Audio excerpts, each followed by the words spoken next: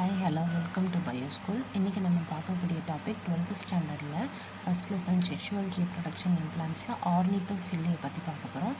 ஆர்னித்தோஃபில்லி அப்படின்றது பேர்ட்ஸ் மூலமாக பாலினேஷன் நடந்துச்சுன்னா அதை வந்து ஆர்னித்தோஃபில்லி அப்படின்னு சொல்கிறோம். ஓகேங்களா, அந்த ஃப்ளவர்ஸை ஆர்னித்தோஃபில்லஸ் ஃப்ளவர்ஸ்ன்னு நம்ம சொல்லுவோம். யூஸ்வலாக பேர்ட்ஸ் மூலமாக பாலினேஷன் நடக்கும்போது அந்த ஃப்ளவர்ஸ் எல்லாமே ரொம்ப லார்ஜாக இருக்கணும். அப்போ தான் வந்து ஈஸியாக வந்து பாலினேஷன் ப்ராசஸ் நடக்கும். ஸோ அப்போ ஃப்ளவர்ஸ் யூஸ்வலி லார்ஜ். ஓகேங்களா, ஃப்ளவர்ஸ் பார்த்திங்கன்னா டியூபுலார் ஷேப்பில் இருக்கும், அல்லது கப் ஷேப்பில் இருக்கும், அல்லது ஏர்ன் ஷேப்பில் இருக்கும். அப்போ தான் அந்த பேர்ட்ஸால் ஈஸியாக உள்ளே போய் அதனுடைய பீக் வந்து ஃப்ளவர்னுடைய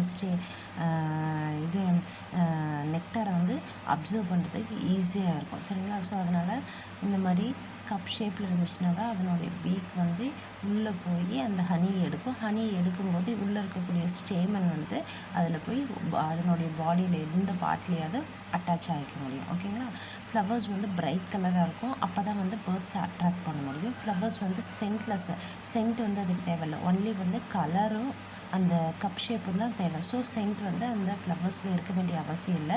நெக்டார் வந்து அதிகமாக ப்ரொடியூஸ் பண்ணணும். ஓகேங்களா, ஏன்னா நெக்டார் அதிகமாக இருந்துச்சுன்னா தான் நிறைய ஃப்ளவர்ஸ் வந்து அதை தேடி வரும். ஓகேவா, ஓகே. ஃப்ளவர் பார்ட்ஸ் பார்த்திங்கன்னா ரொம்ப டஃப்பாகவும் லெதரியாகவும் இருக்கணும். ஏன்னா அந்த ஃப்ளவர்ஸில் வந்து இந்த பேர்ட்ஸ் வந்து லேண்டிங் ஆகணும், உக்காந்து தான் உள்ளே வந்து நெக்டாரை அப்சர்வ் பண்ணணும். ஓகேங்களா, ஸோ அப்சர்வ் பண்ணுறதுனால அந்த ஃப்ளாரல் பார்ட்ஸ் வந்து டஃப்பாகவும் லெதரியாகவும் இருக்கணும். இவ்வளோ தான் ஆர்னித்தோஃபில்லியில். ஆர்னித்தோஃபில்லி அப்படின்றது பேர்ட்ஸ் மூலமாக பாலினேஷன் இருந்துச்சுன்னா அதை ஆர்னித்தோஃபில்லின்றோம். அதே மாதிரி அதில் அந்த ஆர்னித்தோஃபில்லஸ் ஃப்ளவர்ஸ் எல்லாமே லார்ஜாக இருக்கணும், டியூப்லர் ஷேப்பு, கப் ஷேப்பில் இருக்கலாம். ஃப்ளவர்ஸ் வந்து பிரைட் கலராக இருக்கணும். எதுக்காக அப்படின்னா பேர்ட்ஸ் அட்ராக்ட் பண்ணுறதுக்காக. சென்ட் வந்து தேவையில்லை, ஒன்லி நெக்டார் மட்டும் அதிக குவான்டிட்டியில் ப்ரொடியூஸ் ஆனால் போதும். அதே மாதிரி ஃப்ளோரல் பார்ட்ஸ் வந்து நல்லா டஃப்பாகவும் லெதரியாகவும் இருக்கணும். எதுக்காக அப்படின்னா லேண்டிங் பர்பஸ்க்காக. இவ்வளோ தான், ரொம்ப ஈஸி. நெக்ஸ்ட் ஒன் வந்து என்டமோஃபில்லி. என்டமோஃபில்லி அப்படின்றது இன்செக்ட்ஸ் மூலமாக பாலினேஷன் நடந்துச்சுன்னா அது என்டமோஃபில்லி அப்படின்னு சொல்லுவோம்.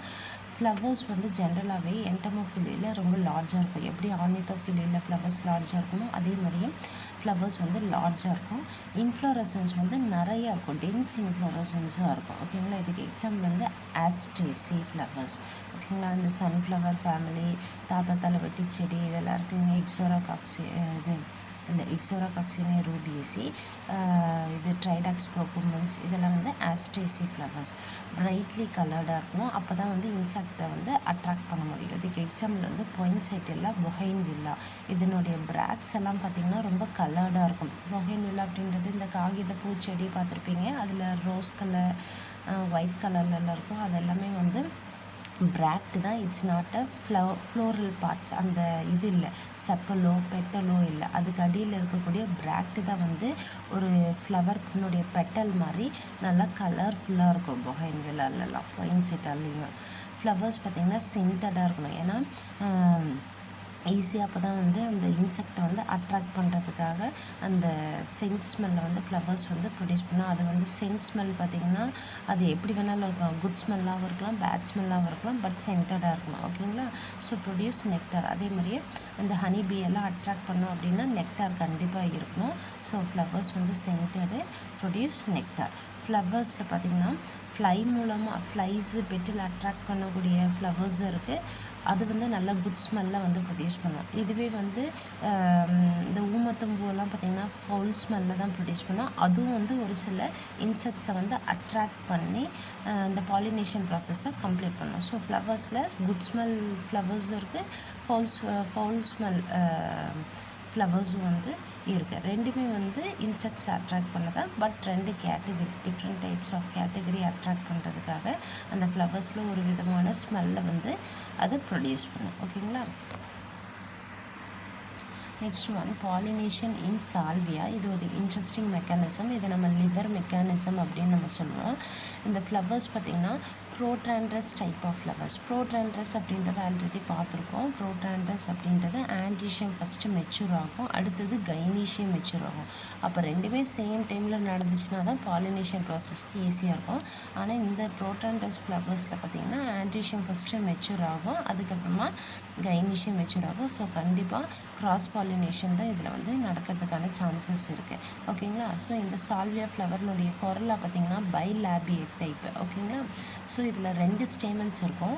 ஒவ்வொரு ஸ்டேமன்லேயும் 2 லோப்ஸ் இருக்கும். அப்பர் லோப் வந்து ஃபெர்டைலாகவும் லோயர் லோப் வந்து ஸ்டெரைல் லோபாகவும் ப்ரெசென்ட் ஆகிருக்கும். ஓகேங்களா? ஸோ இந்த 2 லோபையும் செப்பரேட் பண்ணுறது ஒரு கனெக்டிவ் டிஷ்யூஸ். நம்ம டிஎஸ் ஆஃப் ஆந்தர் பார்க்கும்போது பார்த்துருக்கோம். So 2 lobe, upper lobe lower lobe, இது 2யும் செப்பரேட் பண்ணுறது வந்து கனெக்டிவ் டிஷ்யூஸ்ன்னு நம்ம பார்த்துருக்கோம். சரிங்களா?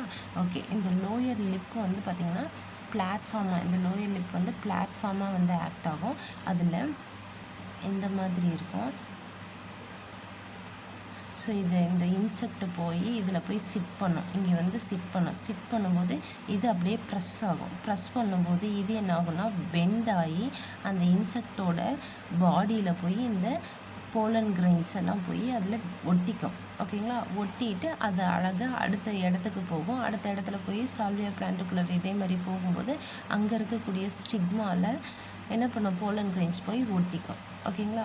ஸோ இதில் போய் சிட் பண்ணும் பொழுது இது அப்படியே ப்ரெஸ் ஆகுது. சீசாவில் எப்படி ப்ரெஸ் ஆகுது, ஒரு பக்கம் கீழே அழுத்தும் போது இன்னொரு பக்கம் மேலே போகுது இல்லைங்களா? அதே மாதிரி தான் இது கீழே ப்ரெஸ் பண்ணும்போது இது அழகாக இப்படி கீழே அமுங்கி கீழே வரும். அப்படி வரும் பொழுது அதோட முதுகில் வந்து ஒட்டிக்கும். ஓகேங்களா? ஸோ இது ஒரு இன்ட்ரெஸ்டிங்கான ஒரு pollination type, salvia liver mechanism அப்படின்னு சொல்லுவோம். இதில் இம்பார்ட்டன்ட் நம்ம பார்க்குறது ப்ரோட்ராண்டஸ் கொரலா வந்து பைலாபியேட்டு, 2 ஸ்டேமன் மட்டும்தான் இதில் இருக்கும்.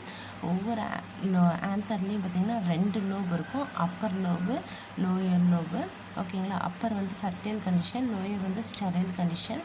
இது 2யும் செப்பரேட் பண்ணுறது கனெக்டிவ் வந்து டிஷ்யூஸ் வந்து செப்பரேட் பண்ணும். லோயர் லிப் தான் பிளாட்ஃபார்மாக இருக்கும். லோயர் லிப், ஃப்ளவர்னுடைய லோயர் லிப் இருக்குது இல்லைங்களா? ஃப்ளவர்னுடைய லோயர் லிப் வந்து பிளாட்ஃபார்மாக இருக்கும். அதில் போய் உட்காரும்போது மேலே இருக்கக்கூடியது வந்து கீழே இறங்கும். ஓகேங்களா? ஓகே. ஸோ இதோட நமக்கு இந்த பாலினேஷன் ஏஜென்ட் டாபிக் வந்து கம்ப்ளீட் ஆகுது. என்னோடய கிளாஸ் உங்களுக்கு பிடிச்சிருந்துச்சு அப்படின்னா லைக் பண்ணுங்கள், சப்ஸ்கிரைப் பண்ணுங்கள் அண்ட் ஷேர் பண்ணுங்கள். தேங்க்யூ.